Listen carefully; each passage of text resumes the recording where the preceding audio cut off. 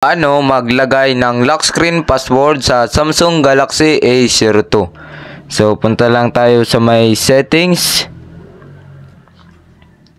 At dito sa may settings, scroll down nyo lang. Hanapin nyo itong lock screen. Ayan. Click nyo lang yan. At dito may makikita kayong screen lock type. So, ayan. Pindutin nyo uli.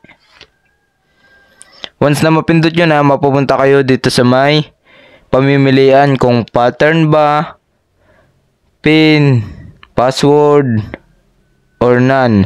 And may swipe dito sa taas. So nakaset siya sa swipe. So yan, walang password, no security. Yan. Sample natin is itong pattern. Yan, click nyo lang yung pattern.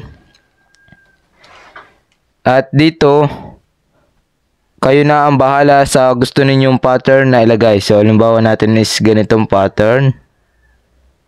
Ayan. Once na malagay nyo na, click continue.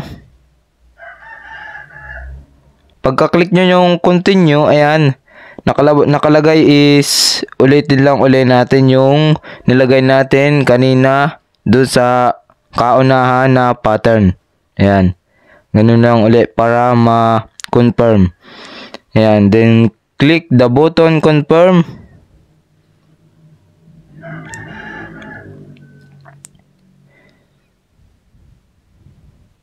At ayan, may makikita kayo ditong done. Dito sa may pabang bahagi. So ayan, click nyo lang yan. At automatic na nakaset ang ating screen lock type. So ayan, tingnan natin kung talaga bang nalagyan ng password itong ating Samsung Galaxy A02. So yan, off natin. Buhayin ulit natin. Swipe up natin to the up. Ayan, may lalabas na draw unlock pattern. So, hindi nyo siya mabubuksan kapag nalimutan nyo yung inyong nilagay na pattern. So, ayan. Unlock natin yung nilagay natin kaninang pattern. Ayan, successful na nakapaglagay tayo ng lock screen password sa Samsung Galaxy A02. At kapag may katanungan kayo, comment down below. At kapag hindi ko pa kayo subscriber, mag-subscribe lang kayo sa aking YouTube channel.